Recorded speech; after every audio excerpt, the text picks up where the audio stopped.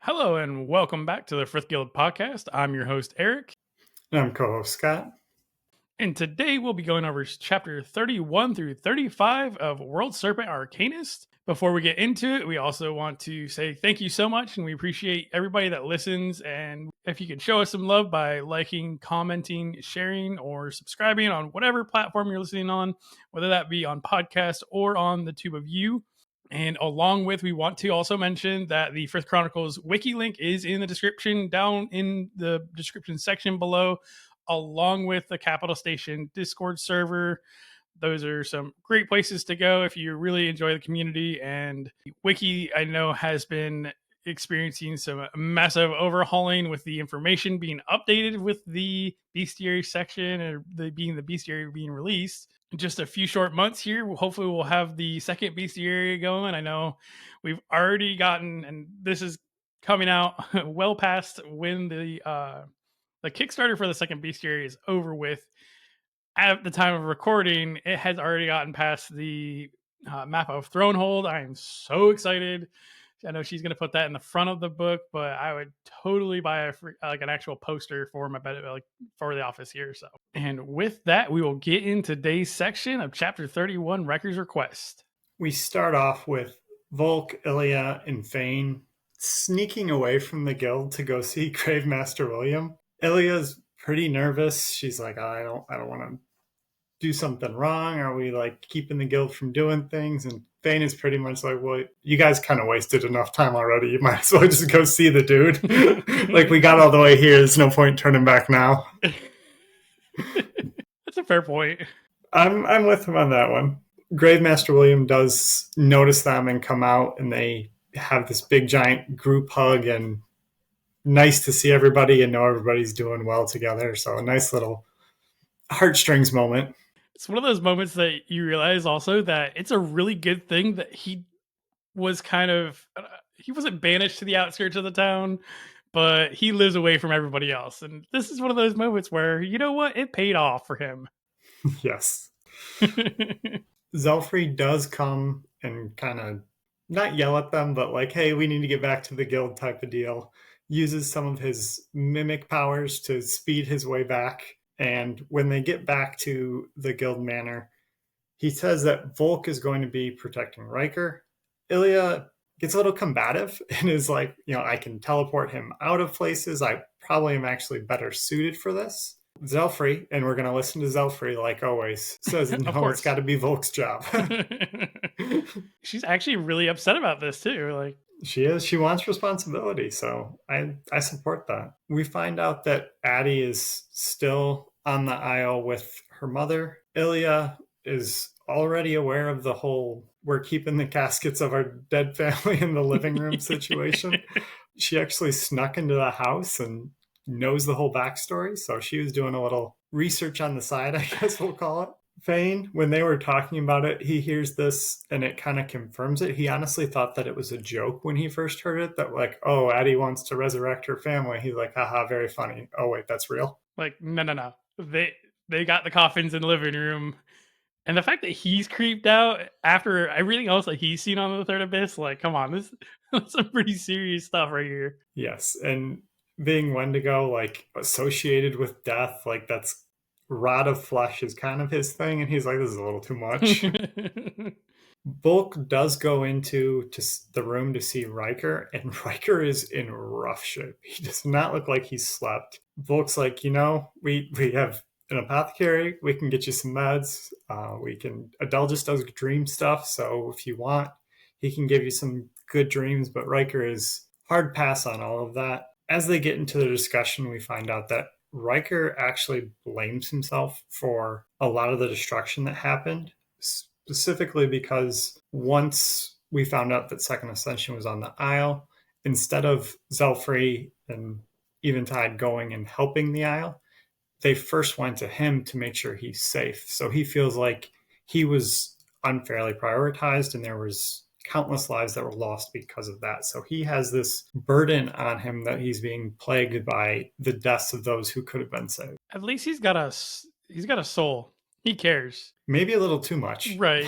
I mean, it's good that he's on this end of the spectrum instead of the like, I'm just gonna be like the autarch and I am the World Serpent Arcanist. Bow before me, ye peasants.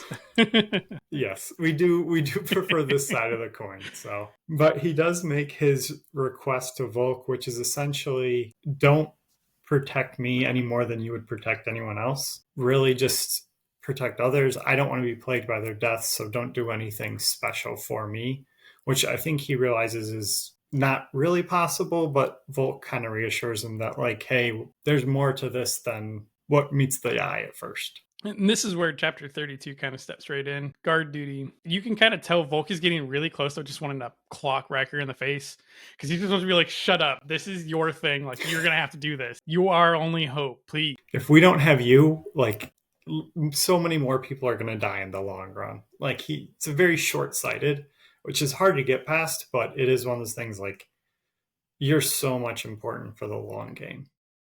Right. So, and again, it's not like Volk doesn't like Ryker. It's just that he just needs Ryker to kind of suck it up. Know your role. Exactly. Now, Volk he's showing that he's a lot better at giving impromptu pep talks other than Zelfrey, because as we saw earlier with his like literally go talk to anybody else, a broom with a bucket overturned on it, like anybody else. He almost broke his legs jumping out of his window to get away from Volk. There is one line in here that I found very peculiar, especially on a second reread. It says, Ryker glanced up at me, his dark eyes practically a mirror of my own. It's a little sensual. Yeah, I know, right? Like, oh, we assume your door doesn't swing that way, but like that's pretty deep. He's getting lost in the sauce. So, well, I mean, he's getting all this like advice or non-advice about his love life, so he doesn't know what's going on. As Volk is stepping outside of the room, Zelfrey is standing outside there waiting, and he's got the ethereal Welk as his mimic, and he's like, I purposely picked Volk because I know Volk would have said the exact thing that needed to be said to convince him to accept his role. He was chosen for guard duty, not because he'd make for a good guard, but because he knew Ryker would need a pep talk. And he's like, I really don't want Ilya to give him that one. You're like, shoot, if Ilya would have got in there, he'd have probably freaking wanted to jump ship or going after Callisto for some reason. We did get to find out that Ryker does enjoy his family. He does enjoy his friends and home. That he does not, in fact, torture puppies. Like, that was a close call there.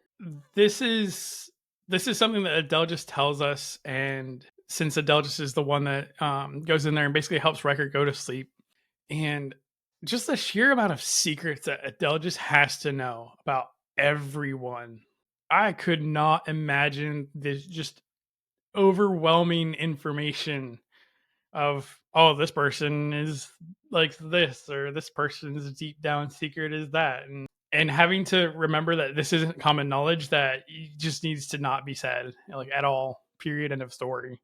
You also get to know everybody's biggest insecurities. So, like, I just think of okay, eyebrows. Like, they'll just could, like, really, really hurt some people's feelings. Good thing Adele just doesn't like to push people's buttons. He would literally be the king of just poke. One word, just slip it in there. Yes, but again, Adelgis has always been shown as a very level-headed, just quiet unless he needs to talk kind of person. So it's a good thing that Adelgis is bonded to an ethereal Welk and not like Zaxxas, because Lord knows Zaxxas would be just telling everybody everything off just to tell them off. Now, unfortunately, Luther, having a second young Arcanist, young being, early teens or later teens there, has to go through a tryst. And I had to look up tryst because I had no clue. I'm assuming it's an old-timey word, but it basically means that it's a private romantic rendezvous. And I promise to not be such a word nerd later. I know, like, I imagine Eviana just rolling her eyes like, why does this matter? Livia wouldn't have cared.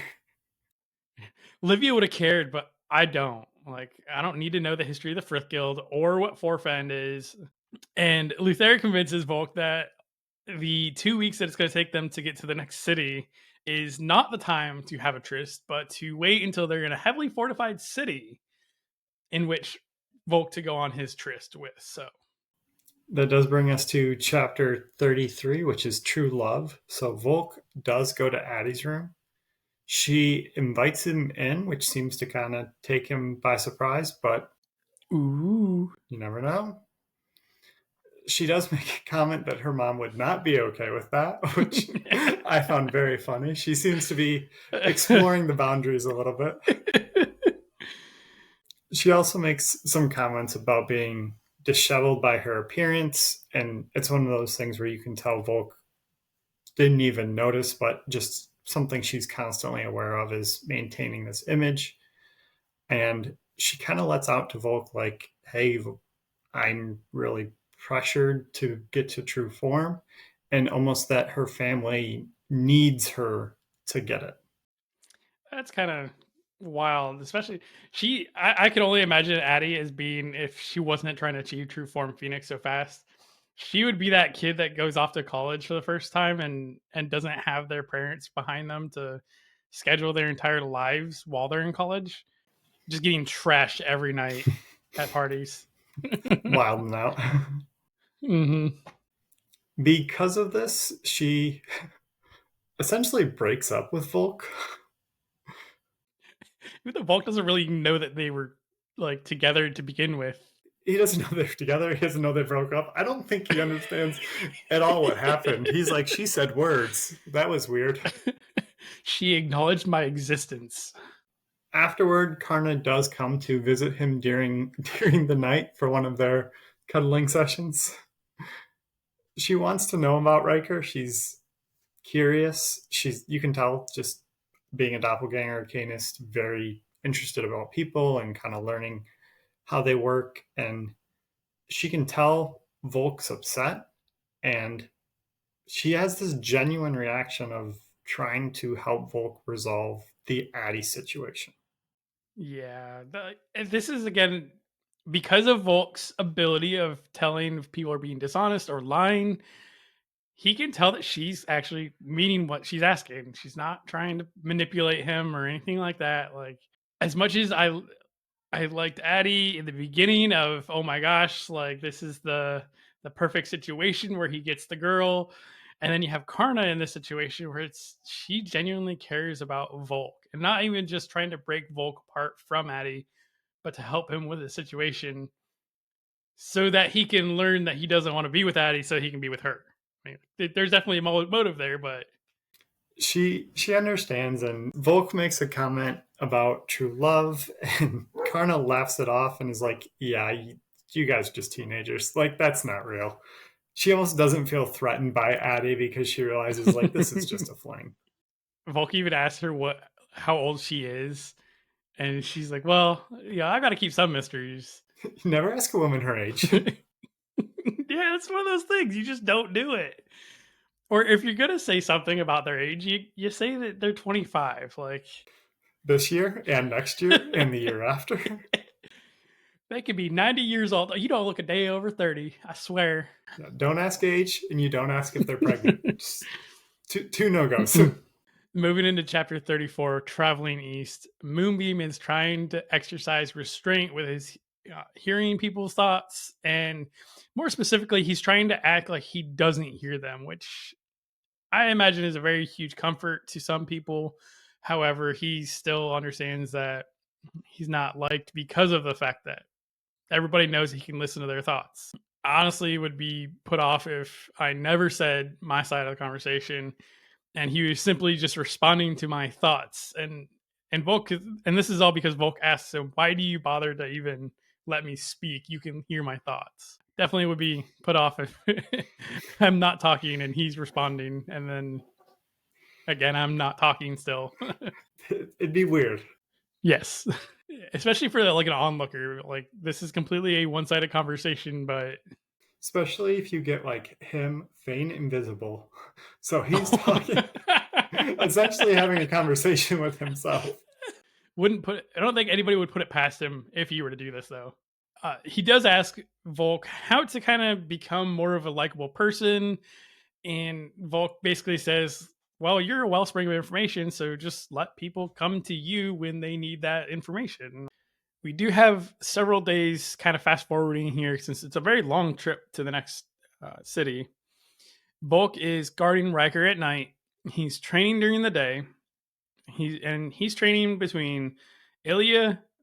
He's training between Hexa and teaching Eviana.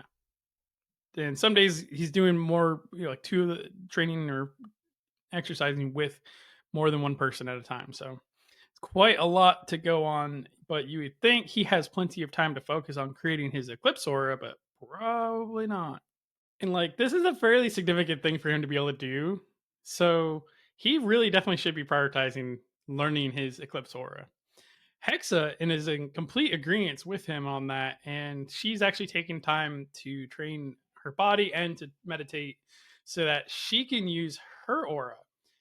She has an invincibility aura that allows the Hydra heads to regrow immediately and basically make it so she can't die. Why the hell have we not addressed this? And has Hexa not been able to do this yet? I don't know. It's wild. And can you imagine she comes from a culture where hydras are common? So like your whole army suddenly becomes invincible. It's like Mario getting the star. Yes, it's wild. Like, how have they not taken over the world? Like, they are the Fire Nation, essentially. They could take over the world. They could. They just don't want to, apparently. I mean, and there's nothing wrong with that. We by no means are we arguing about the fact that we don't have to fight invincible hydras, but still wild. I feel like we should be funding, putting some more money into this and working on that. So Hexa gives Volk some advice on women, and this is one of those. I imagine like the last thing that Volk would have wanted advice from her specifically about. She has the mentality of don't give up, keep going after her, keep bird dogging her until she wears down and finally just says okay. That would fall into creepy real quick. Like, let me hear what you guys think. I'd love to know. Like, I'm not saying anybody that it wouldn't work. However, I know with my wife that definitely would not have worked. I feel like I'd have got a face full of pepper spray real quick on that, and at the least. At the very least. So I do agree with Volk, though. I would rather feel a natural relationship evolve and bloom rather than just constantly following her home every day, trying to get her to finally accept it. And I've also never been one to chase somebody, so that's just me. Yeah, it wouldn't have worked for me, at least. So interested to hear what you guys think. That does bring us to chapter 35, which is advice. So Volk does go to see Zaxxas. He can't contract the plague, so he's one of the few people that can actually interact with Zaxxas. He's talking with Luthair of kind of, what happens if they can't cure the plague, and Luthair's like, oh, Forsyth would kill himself, and Zaxxas would be good to go, which props to Forsyth, but that is like dedication. Mm-hmm. I mean, look at Luthair, look the whole time during Plague Arcanist. Luthair's like, look, if we're talking about either you curing of the plague or going insane, I'm out, man. Like, I'm going to let you survive. At least we have some honorable elder in here. Very honorable. Even though Zaxxas is quarantined out, he's still training. So we do get these awkward. Volk goes to ask him for advice about the Addy situation, and Zaxxas doesn't quite realize it. And there's a little bit of like a performance issue comment that comes up. Real awkward, real quick. Volk's like, that's my sister, so we're going to skip over that. I feel like Volk didn't even realize that's what was going on at the moment. It was just like, what? No, like, this is what I'm talking about. And then I'm sure at some point later on, he's like, oh, God. Things never to bring up. Zaxxas gives Volk almost opposite advice and says like, hey, this is becoming a distraction. Just leave it alone. Focus on your training. It'll work itself out, which is surprisingly good advice. So I did appreciate that. We do get some Eviana Volk interaction.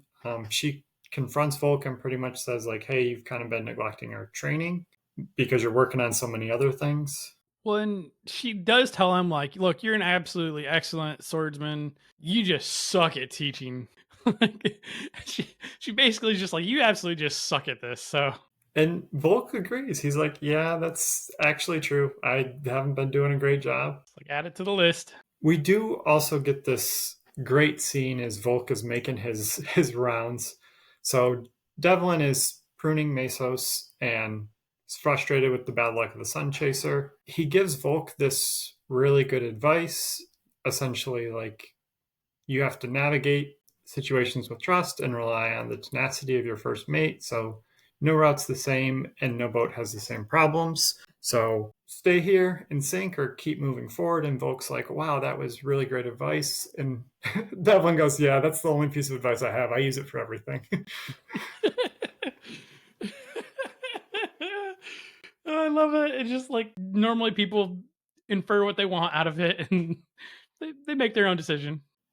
Hey, more power to you. It seems to work. So Kudos to you for figuring that little sliver of peace out. As we're exiting chapter 35, Devlin is also like, hey, can you please keep that siren away from me next time? Like, she's asking a lot of questions, a lot of personal questions too. Like, just can you have her leave me alone? she has no fear. That does bring us to our bestiary. We are going to go over the Red Phoenix today. So, yay! We do have some special delineation when we get to Tyne and the Blue Phoenix powers, but for the Red Phoenix is a very majestic bird, scarlet feathers, golden eyes. It's pretty much in every form of mythology.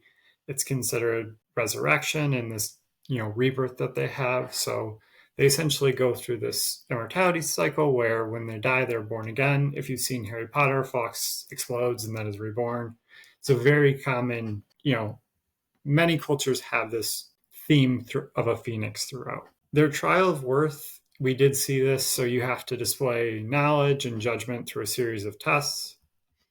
They are tier 3, and they do reproduce through progeny, so no matter their color, they do build nests by the charberry trees, and those are found in the Isle of Ruma, so that's typically where they're found. They are able to evoke fire, and they are also able to manipulate fire, so any sort of molten rock or actual fire and flames they can manipulate. They are able to augment health, so increase healing and empower that in kind of either themselves or in others. For passive abilities, they are immune to heat and resistant to cold, and they do heal faster than normal Arcanists, who heal faster than normal humans. So they are on super speed there. Yes, healing steroids. Their aura is the kindling of rebirth. So when they create an aura, there's a wave of heat and a storm of ash. All creatures that they would consider allies are healed, while creatures who are considered enemies are slowly seared away.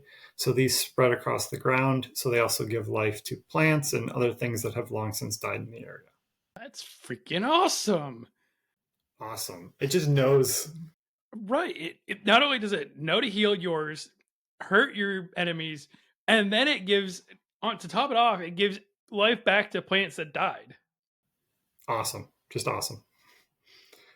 Their true form is Gaia-based, so they must rebuild themselves from the ashes. So this means that they must essentially hit their lowest point and have the determination to make themselves better than ever before. Once they achieve this, they do get feathers that shine like polished gold, flames with a brighter radiance to them, and their tail becomes laced with silvers, whites, blues, reds, kind of every color of fire. And instead of the soot that they normally leave, they leave this gold dust that drops off their body. Their true form ability is resurrection. So Addie is pursuing this one for a reason. So it's the ability to bring the dead back to life. So each time they use that, one of their feathers burns away. So it's very limited in the number of times it can be used. And it also only works on somebody who has recently died within the last 10 years, and it has to be used on a part of their body. So you can't just like, oh, my cousin was washed away at sea, bring him back. He's got to actually be there for you to work the magic. This is interesting that we get a specific timeline as far as how long they could have been dead for in order to be able to bring them back. I'm very, very curious as far as how long uncle and sister have been deceased, and to know like where on this timeline she is at. Is she even Just aware of the timeline? Because right. the other thing, just based on her mom's comments, made it seem like, oh, she could just kind of resurrect as much as she wants. She'd become this all powerful. But we do learn that it's more of a limited use, so it's not something you could just constantly be bringing all your allies back. That'd be OPAF. Yeah. They died. All right, cool. They're back. Me and the Hydra Arcanists are going to work. Yes. Can't stop them. And then the second creature we will look at today is going to be the ethereal whelk. These creatures are made of light and dreams, and they basically are described as being a sea snail that is about the size of a person's head. Their colors are what looks like a bubble shining in the light, and they do have octopus style tentacles that dangle from their body as they float, and they are able to basically hide in light itself, just like Luther can hide in shadows or live in the shadows. Ethereal whelks can live in the light. Their mythology, these are one of the three mystical creatures that Shami herself solely created for the series. This is just one of those just chef's kiss. That she does love snails, whelks, and slugs, and she said for some bizarre reason, that's definitely something that we'll have to sit down with her at some point and ask her specifically about. But again, just chef's kiss on being able to create something like this. She did create the whelk as a complete opposite to the nightmare, that they are basically there to represent the author's desire to showcase the benefits of hope and her love of dreams in general. Now, ethereal whelks are often seen as sad reminders that children have died. Additionally, whelks have soft spoken and childlike voices that often lead to the perception that they're creepy. However, most arcanists are rather positive. And we see this as a boon if they take up residence in a town and no one ever has nightmares again. So that's a pretty solid thing. Never have to worry about interrupted sleep. With the trial of worth, in order to bond with an ethereal whelk, that person has to overcome a nightmare that the whelk itself creates. So I wonder what kind of nightmare Adele just had to go through in order to bond with his whelk, Felicity. Now, whelks are tier 1 to tier 3. This can be increased by having them consume star shards. So for those Pokemon lovers out there that have that rare candy just sitting in the back pocket waiting to burn, this is the one to do it with. This is the Pokemon to shove down its throat. Their reproduction is Fable Birth. So again, Fable Birth is something that requires a certain set of circumstances to happen in order for them to be born. With ethereal whelks, they are born from drowning children who cling to hope. These are seen around shipwrecks typically, just because that's where masses of, and in the series itself, it was hinted at as far as the children clinging to hope, but wasn't explicitly stated. They're able to evocate light, and they are able to basically cast a huge ray of light or shine a huge orb of light. Can even actually burn objects if it's focused into a tight enough beam, just like a magnifying glass with an ant. They are able to manipulate dreams, and their Arcanist is able to touch somebody and have them change their dreamscape for them. The more they know about the person, the better the dreams they can do for them. They are able to augment wakefulness, or basically put people to sleep and then wake them back up. They can put them into deep sleep, and then when they augment themselves, they can enter the dreamscape themselves. Now, with passive abilities, ethereal whelks and their Arcanists can have really lucid dreams. They are able to use telepathy, and once the whelk is older, they can actually hear surface thoughts through concentration. With their aura, they have hypersomnia, and when the whelk and their Arcanist creates an aura, there's a soft, childlike melody playing across the area, and anyone that can hear falls asleep for the length of the aura is active or until they're woken. So they're also Jigglypuff, except they don't have a marker stuffed onto the end of their microphone so they can draw faces on people.